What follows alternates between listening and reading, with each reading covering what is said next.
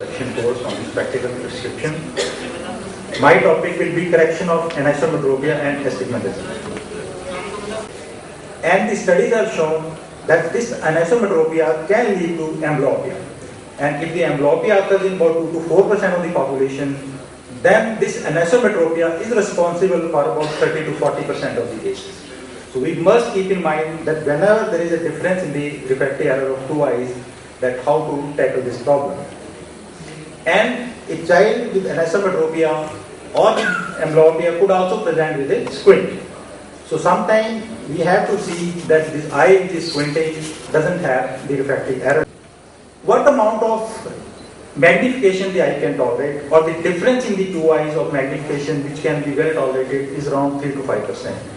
So if by any imagination this amount of magnification increases, then definitely we need to take care that by different methods we can correct this aspect of the refractive error also. Well, of course, anisoconia can lead to headaches, patient can have astigmatism symptoms, they can have vertigo, dizziness, nausea, reading. So many difficulties can be there if the person has difference in the refractive error of the two eyes. Now this photograph shows that how the anisoconia could be there. This eye is a plano with a concave lens. You can see there is a size of the image which is smaller. So this is a kind of a static anisoconia. Whereas in a dynamic we see that with the change in the direction of the eye, there will be change in the size of the image. So especially if we encounter this type of problem, we need to, in addition to correction of the refractive, sometimes the refractive error correction itself will correct the anisoconia because we have taken care of the anisometropia. But if still the patient has difference in the magnification, then again anisoconic glasses, which are specially made glasses, can be used. Either we can use it as a magnification or a minification, or combination of these two in the two eyes can be given to manage the anisoconia. Now, how to take care of these two conditions, especially anisometropia and anisoconia? There are different options which are available. Glasses are there. Contact lenses also can be used. Laser vision correction also can be used in children to take care of the anisometropia. And some studies have shown that even phakic IOLs have been used, and they might be the treatment of choice for some people. Now you see here, we already saw that what are the different guidelines, but here you can see a photograph of an 8-year-old child not having much difference in the refractive error. If you see, the right eye has just a refractive difference of 0.5 diopter spherical with 0.5 slender, and the child was not using the glasses from the right age. So when patient presented to the clinic, we saw that the visual acuity in the eye having refractive error was 6/24. So now question comes, this child could have been prescribed glasses at an early age. So that is what is the role of anisometropia. So what are the rules we have seen? They might be applicable to both eyes, especially when the child doesn't have the amblyopia part. So if there is amblyopia, whatever is the refractive error or whatever is the difference in two eyes, we need to correct this so that we can take care of the amblyopia. Glasses, we are discussing mainly about the glasses. So glasses remain the most common mode of treatment for any kind of anisometropia. If the difference is up to 3 diopters, this can very easily be corrected by glasses. More than this, usually one can see that it can lead to anisoconia also. Then we need to choose some different method of correction of this anisometropia. If it is associated with astigmatism up to 2 to 3 diopters, it can be very well taken care with the glasses. So once we prescribe glasses, then we need to see whether the child is amblyopic or not. If it is associated with amblyopia, then we need to take care of the amblyopia part also. This is another child. This is special need of glasses. This child presented with a deviation, the alternate convergent squint. The visual acuity was 6/12 and 6/6. The child was hypermetropic and there was an anisometropia. So I gave full correction to this child. The squint got corrected. The anisometropia also got corrected, and later the child improved to 6/6. Now this is another child, operated both eyes. There is a pseudophakia in both eyes.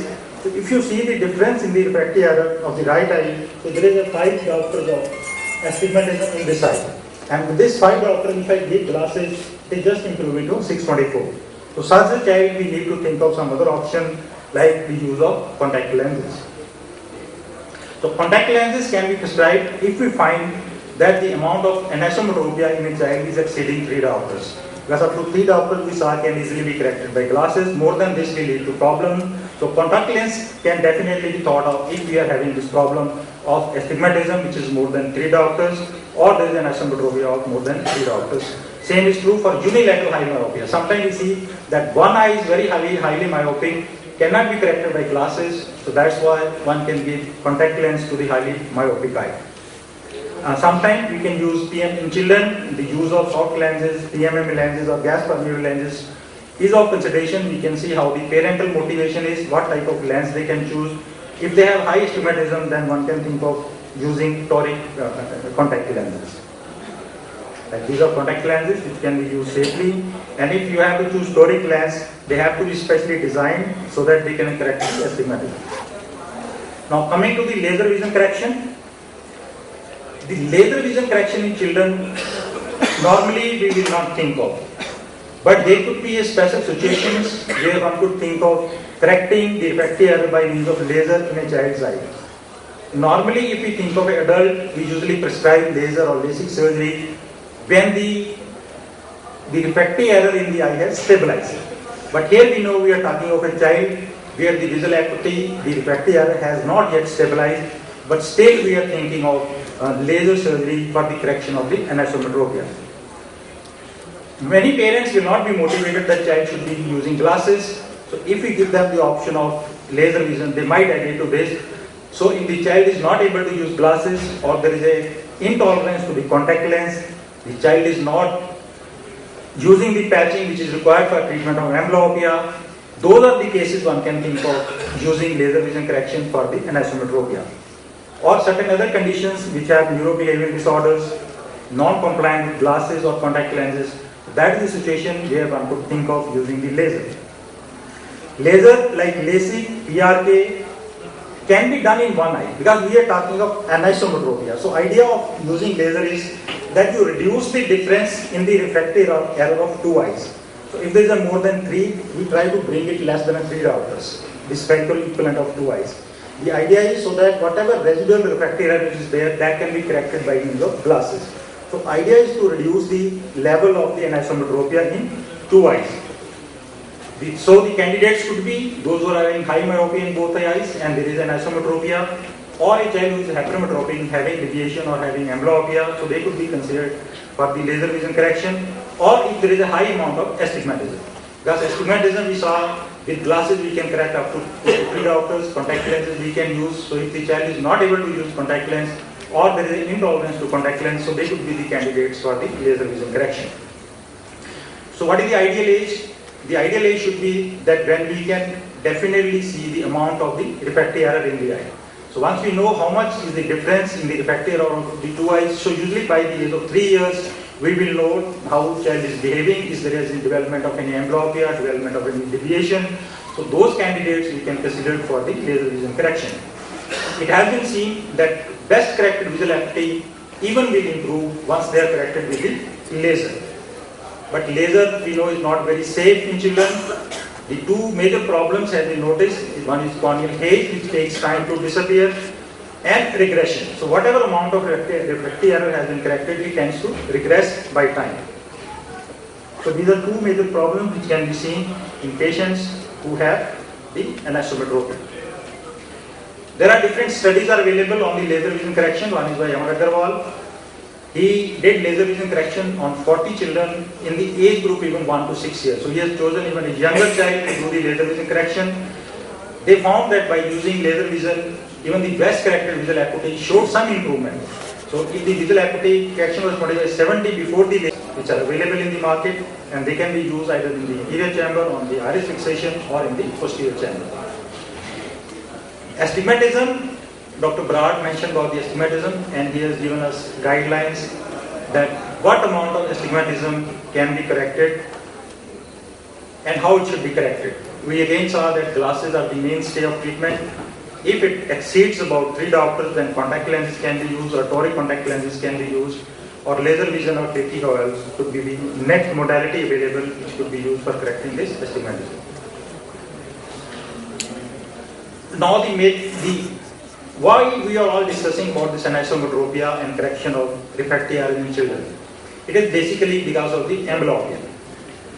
a child who has refractory error or difference in the refractory error of two eyes is likely to develop amblyopia. And we saw anisometropia is one of the main reasons in 30 to 40% of the amblyopia cases which could lead to amblyopia. So always look at the refractory error, we use cycloplegia, do the refraction, try to find out what is the difference in the two eyes and try to correct mainly by glasses. And then once we have corrected them with the glasses, there is a waiting period that we see for about 6 to 8 weeks because sometimes the visual acuity tends to improve just with the spectacles. So not necessarily that we prescribe glasses and immediately start with the other methods like occlusion or phenylization or other forms of amblyopia therapy. But initially there one should see that how glasses are able to help the child. If after about 8-10 weeks we find that there is no improvement in the visual acuity, then only we start with the amblyopia therapy. So to conclude, anisometropia and astigmatism are the common cause for amblyopia in the pediatric age group. The glasses still remain the main modality of treatment for anisometropia as well as for the astigmatism. Contact lenses can be considered in some selected cases with the parental motivation, because in a child we must see that it's the parents who are going to put the lens and remove the lens. They themselves may not be able to do that. So the motivation and the parental cooperation for correction of this is very, very important.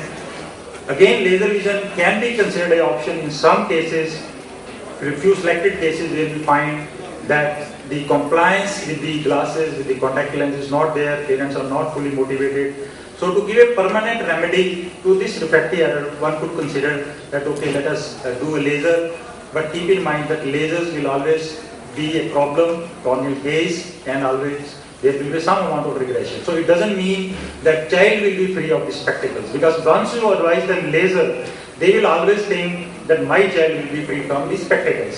So this we must tell the parents that this is just a modality which we are using. We are decreasing the power of the two eyes, or we are decreasing the difference in the power of two eyes, so that the child's eye can use to the spectacles and the problem of amblyopia can be taken care of. Phakichiols, it's a newer modality. Even the trials are still going on in the adult population in high myopes where the phakic lenses can be used. But children, of course, one has to be very, very cautious to recommend this type of modality. And the long-term results are still not available because over a period of time, there could be endothelial loss which could lead to the corneal problems. And never forget amblyopia as a part of treatment whenever we encounter anisometropia. Thank you very much.